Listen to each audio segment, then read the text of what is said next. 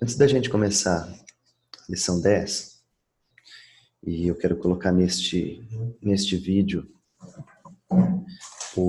a sequência aqui de orientações que o Napoleão coloca com relação à tradução.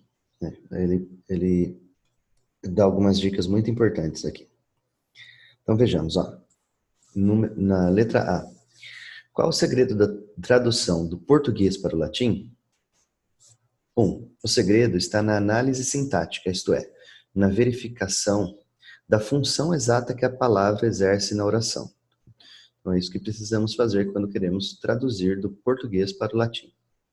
Fazer uma análise sintática procurando a função da palavra na oração.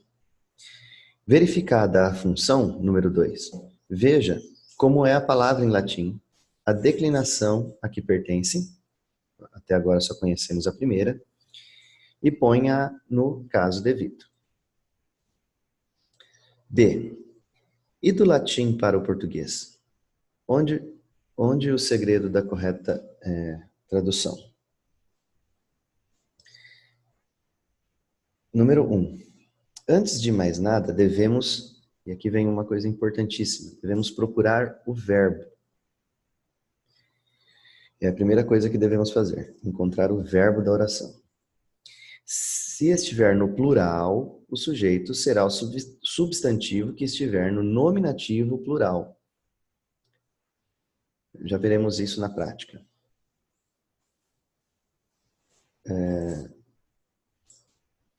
Se o verbo estiver no singular, o sujeito será o substantivo que estiver no nominativo singular.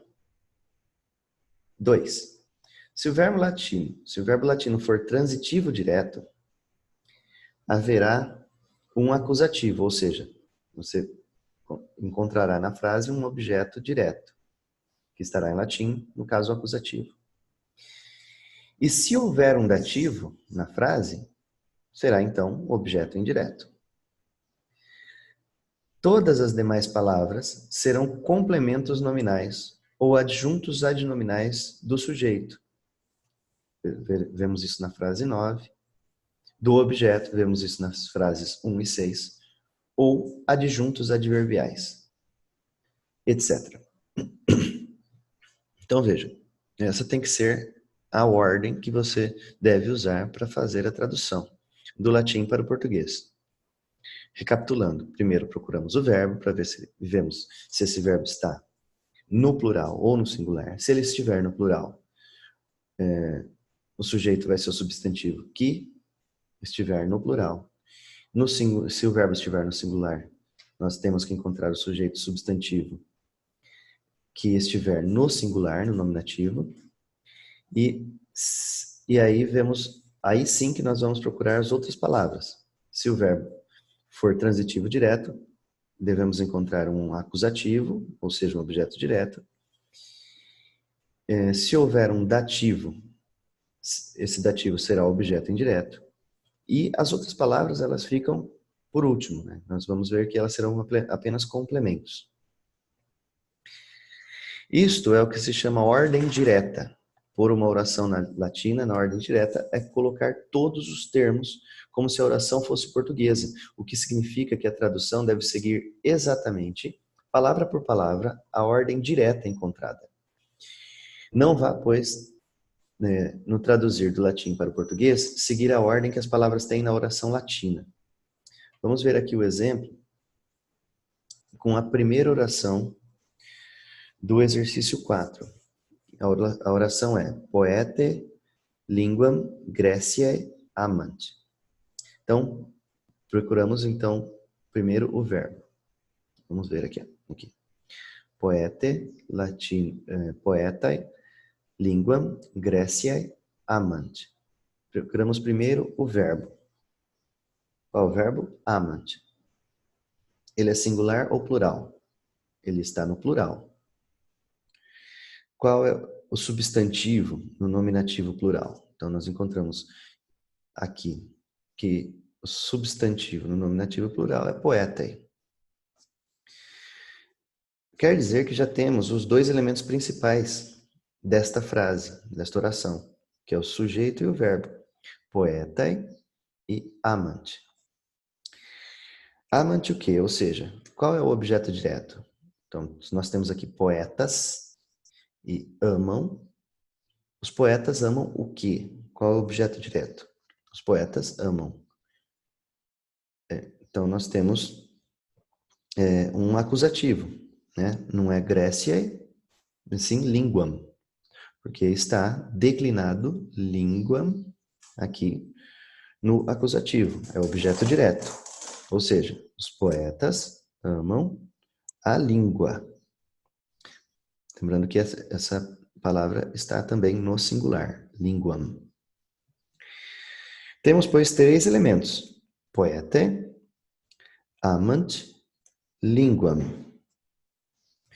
Em que caso estará, ou seja, em que função exercerá essa última palavra, Greciae? Só pode ser o genitivo singular.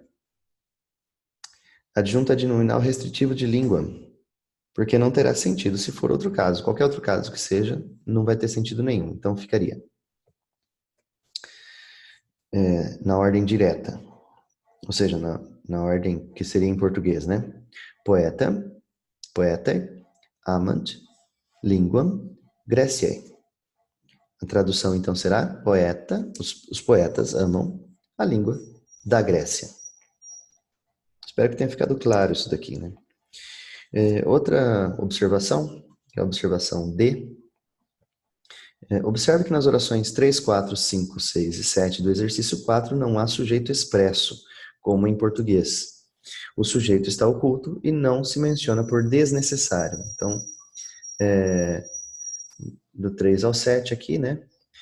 Letícia nautis das, gloriam patria do, agrícolas laudamus, íncolas silvarum laudatis, victoriam nunciamus. E na tradução,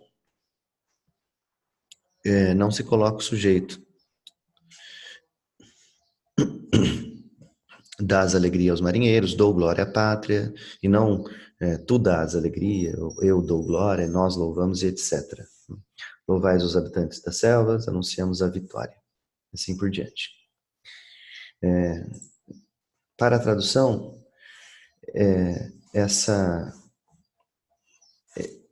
esse trecho, né, de dicas que o Napoleão dá é muito importante. Se você quer fazer a tradução, você vai ter que estudar várias vezes esse finzinho da lição 9 aqui.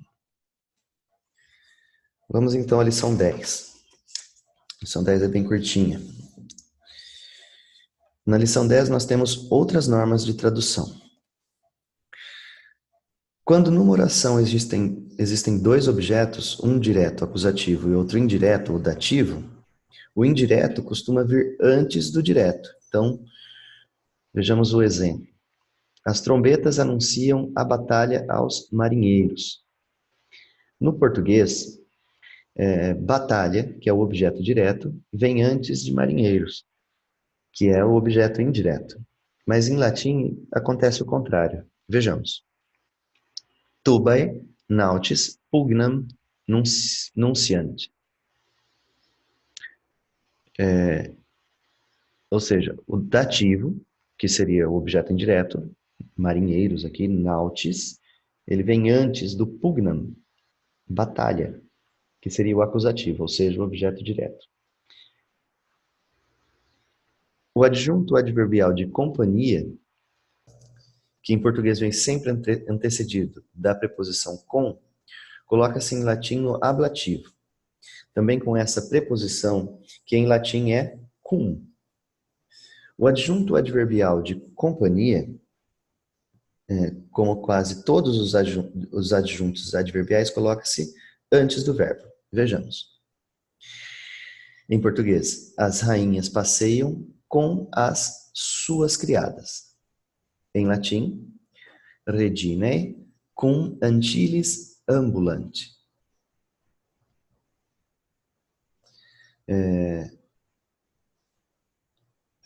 Os possessivos, vamos ver aqui, ó, que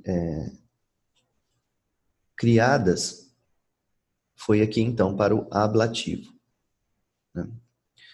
E 62. Os possessivos seu, sua, seus, suas, que aqui vocês viram que no português está entre parênteses, só se expressam em latim quando necessários para a clareza.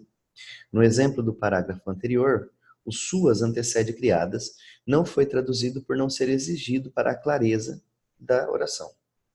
O genitivo latino, número 63, vem na maioria dos casos antes da palavra de que depende. O latim prefere essa posição porque dá mais força à expressão e porque é da índole do latim colocar o complemento da palavra completada, o complemento antes da palavra completada.